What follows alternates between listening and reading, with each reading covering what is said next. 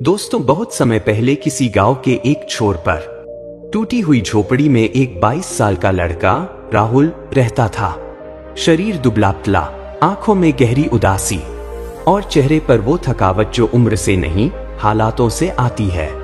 राहुल का बचपन तो जैसे आया ही नहीं था। माँ बहुत पहले गुजर गई थी और अब कुछ महीनों पहले उसके पिता भी एक लंबी बीमारी के बाद दुनिया छोड़ गए थे। पिता की मौत के बाद उसे लगा था कि शायद रिश्तेदार उसके गम में उसका सहारा बनेंगे, लेकिन हुआ ठीक उल्टा। राहुल के पिता की मौत के सिर्फ 7 दिन बाद उसके चाचा और गांव के कुछ रसूखदार लोगों ने मिलकर उसकी छोटी सी जमीन पर कब्जा कर लिया।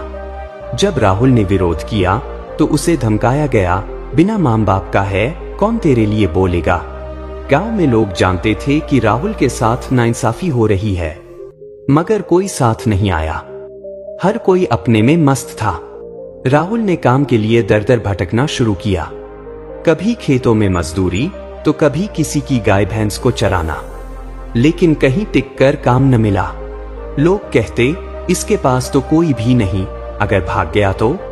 अब उसके पास न खाना था, न रोजगार, न जमीन और न कोई इंसान जो उसका हो। रात को झोपड़ी के कोने में पड़े पड़े वो घंटों आसमान की तरफ ताकता। भूख और उदासी उसे भीतर से तोड़ रही थी। गांव में एक परिंदा भी उसके नाम का दाना नहीं छोड़ता था। एक रात भूख से तड़पते हुए उसने आंसू बहाए और खुद से कहा, इस गांव में मेरे लिए कुछ नहीं बचा। अब अगर जीना है तो शहर जाना होगा। लेकिन मुश्किल ये थी कि उसके पास शहर जाने के लिए किराया तक नहीं था। जेब में कुल 12 रुपए पड़े थे, जो एक दिन का भी खाना नहीं बन सकते थे। सुबह 4 बजे राहुल अपने टूटे झोले में एक पुरानी चादर और वो 12 रुपए लेकर गांव से पैदल स्टेशन की ओर निकल पड़ा। स्टेशन लगभग 15 किलोमीटर दूर था। सूरज उगने से पहले ही वह वहां पहुंच गया। जब एक भीड़ भाड़ वाली पैसेंजर ट्रेन आई तो राहुल एक कोने में भीड़ में छुपकर डिब्बे में चढ़ गया। धड़कनें तेज थीं, कहीं पकड़ा गया तो। लेकिन डर से ज्यादा भूख और उम्मीद बड़ी थी। ट्रेन धीमे धीमे चलती रही और राहुल एक कोने में सिकुड़ कर बैठा रहा। उसकी आंखें बाहर के नजारों में खोई थीं, लेकिन मन में बस एक ही सवाल, अब आगे क्या। शहर का स्टेशन बहुत बड़ा था। राहुल जैसे तैसे वहां उतरा और पहली बार एक भीड़ से भरे शहर को निहारा। गाड़ियों की आवाजें, दौड़ते लोग, चमचमाती इमारतें, सब कुछ नया था और डरावना भी। शहर में उसके पास न कोई पहचान थी, न ठिकाना, न खाना।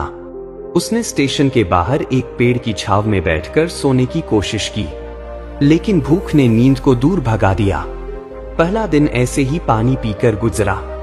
दूसरा दिन और भी मुश्किल था। शरीर अब जवाब देने लगा था। राहुल ने कुछ दुकानों पर जाकर पूछा, कोई काम मिल जाएगा, लेकिन हर जगह से जवाब एक ही, पहले से ही लोग काम कर रहे हैं। तीसरे दिन उसकी हालत इतनी बिगड़ चुकी थी कि वो चलने लायक भी नहीं रहा। बस पानी पीता और थोड़ा बहुत वहीं स्टेशन के बाहर घूमता। कपड़े गंदे हो चुके थे, चेहरा पीला पड़ गया था और आंखों के नीचे काले घेरे उभर आए थे। 5वें दिन दोपहर का समय था, तेज धूप पड़ रही थी। राहुल बेहोश होकर सब्जी की दुकान के सामने गिर चुका था।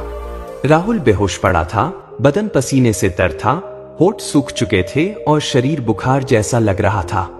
तभी वो सब्जी वाला बुजुर्ग आदमी दुकान से बाहर आया। नाम था रामदयाल काका, उम्र करीब 55 साल। उसने राहुल को देखा तो पहले तो समझा कोई नशे में है, लेकिन जब पास आया और देखा कि लड़का कांप रहा है और बेहद कमजोर है तो वो घबरा गया।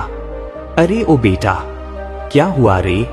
रामदयाल काका ने पानी की बोतल से उसके चेहरे पर छींटे मारे। राहुल ने धीरे से आंखें खोलीं, पर आवाज नहीं निकली। काका ने तुरंत 2 लोगों की मदद से उसे दुकान के अंदर एक बेंच पर लिटा दिया, पानी पिलाया और थोड़ी देर बाद 2 रोटियां और सब्जी ले आया। राहुल भूख से कांप रहे हाथों से खाना खाने लगा। आंखों से आंसू बह निकले। कितने दिन से भूखा है बेटा? राहुल ने धीरे धीरे सब कुछ बता दिया। कैसे गांव में कोई नहीं बचा, कैसे जमीन छिन गई और कैसे 3 दिन से सिर्फ पानी पीकर जिंदा था। रामदयाल काका ने गहरी सांस ली। बेटा, अभी तू कुछ मत सोच, आराम कर। आज से तू यहीं रहेगा। दुकान पर मेरी मदद कर देना, बदले में खाना और रोज के 20 रुपए दूंगा। राहुल की आंखों में चमक आ गई। पहली बार शहर में किसी ने इंसान समझा था। अगली सुबह राहुल सूरज निकलने से पहले ही उठ गया। उसने दुकान की पूरी सफाई की, टोकरी में सब्जियां जमाई, पानी भरकर रखा और काका के आने से पहले सब तैयार कर दिया। काका मुस्कराया, वाह बेटा, तू तो बड़ा जिम्मेदार निकला। राहुल ने विनम्रता से कहा, बस काम मिलता रहे साहब, भूखा नहीं रहना चाहता। अब उसका दिन दुकान की सफाई, सब्जी बेचने, ग्राहकों से बात करने में बीतता। हर शाम काका उसे खाना देता और जेब में 20 रुपए रख देता। कई दिन ऐसे ही बीते। राहुल मेहनती था, ईमानदार था और सबसे बात भी अच्छी करता। लोग उसे पहचानने लगे। एक दिन काका ने कहा, बेटा, तेरी मेहनत देखकर अच्छा लगता है, लेकिन सब्जी की दुकान तो सीमित काम है।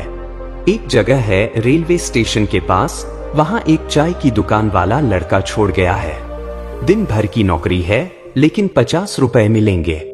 काम कप धोने और चाय देने का है। तुझे करोगे क्या? राहुल ने तुरंत हाँ कर दी।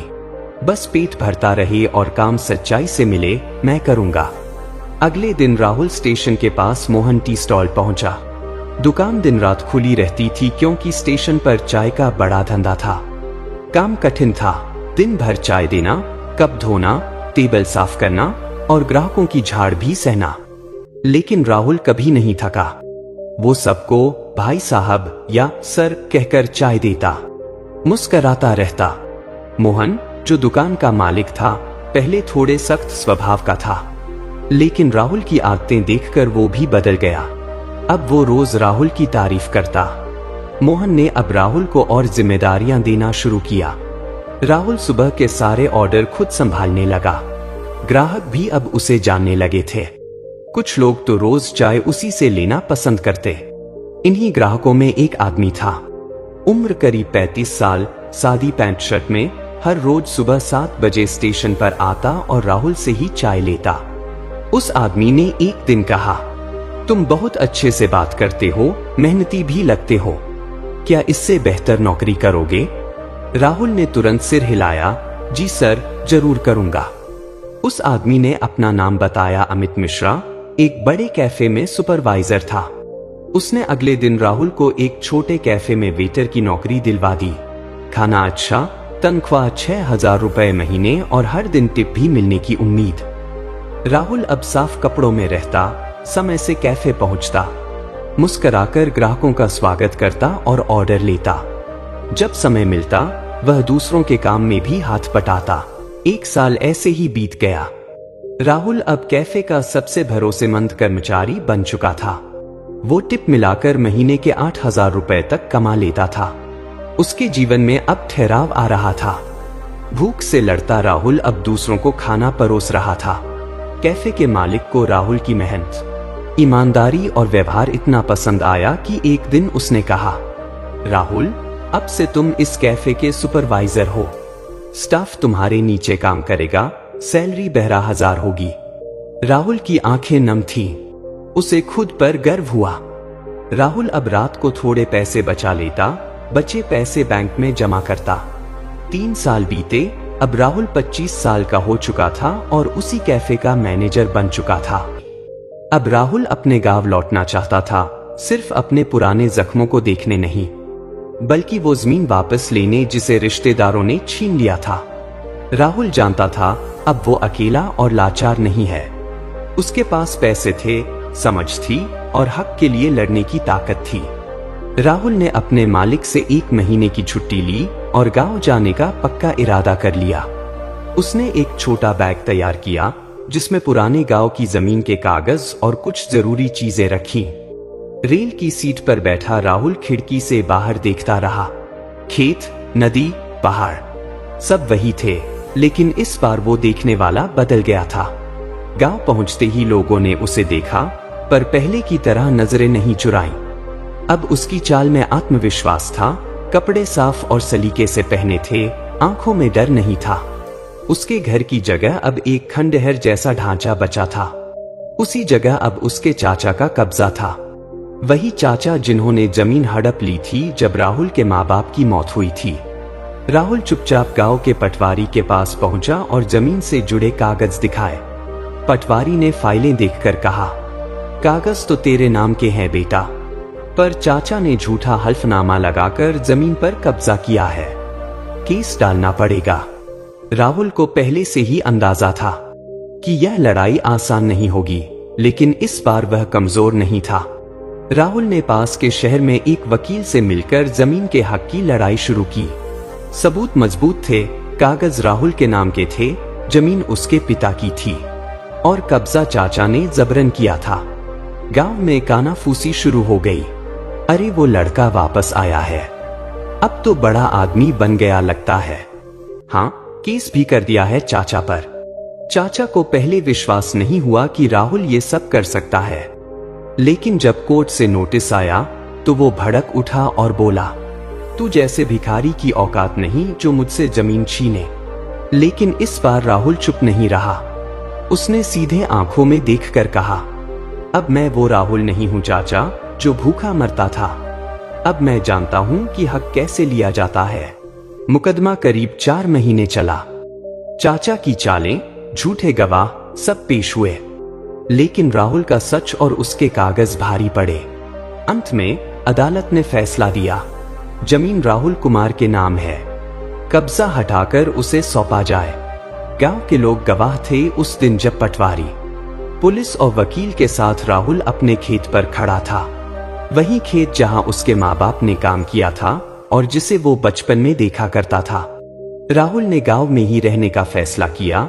उसने शहर की नौकरी छोड़ी, क्योंकि अब उसका सपना बदल चुका था। उसने उसी जमीन पर एक छोटा सा सब्जी और दूध का कारोबार शुरू किया। शहर में सीखा हुआ अनुभव उसने गांव में लगाया। साफ सफाई, समय की पाबंदी, अच्छे व्यवहार से उसने सिर्फ 1 साल में गांव में अपनी अलग पहचान बना ली। अब राहुल सिर्फ खुद के लिए नहीं, गांव के 2 और लड़कों को नौकरी पर रखता था। वो रोज उन्हें सिखाता, ईमानदारी से काम करो, कभी भूखे नहीं मरोगे। एक दिन वही रामदयाल काका गांव घूमने आए। उन्होंने राहुल को देखा तो गले लगा लिया। बेटा, तूने तो कमाल कर दिया। तू भूख से लड़ा, अपनों से लड़ा और जीत गया। राहुल मुस्कराया। काका, आपने उस दिन मुझे 2 रोटियां न दी होती तो आज ये दिन नहीं देख पाता। लेकिन अब मैं वादा करता हूं, मेरे गांव में कोई लड़का भूखा नहीं सोएगा। दोस्तों, संघर्ष वो नहीं होता जहां तुम्हें 2 वक्त की रोटी मिल रही हो, पहनने को कपड़े मिल रहे हों और फिर भी तुम खुद को समझा रहे हो कि मैं संघर्ष कर रहा हूं। असल संघर्ष तो वो होता है जब न खाने को रोटी होती है, न पहनने को कपड़े, न कोई साथ देने वाला होता है और फिर भी इंसान हार नहीं मानता। वो अपने सपनों को आंखों में लिए भूख और अकेलेपन से लड़ता है और सिर्फ मेहनत के दम पर खुद को कामयाब बनाता है। दोस्तों, राहुल की कहानी यही बताती है कि जब तक हम सुरक्षित जोन में रहकर खुद को संघर्षशील समझते हैं, तब तक हम खुद को धोखा दे रहे होते हैं। दोस्तों, असल जीवन की जंग तो तब शुरू होती है जब सब कुछ छिन जाए और फिर भी तुम खड़े रहो, चलते रहो और एक दिन खुद को उस मुकाम पर ले जाओ जहां दुनिया तुम्हें सलाम करे।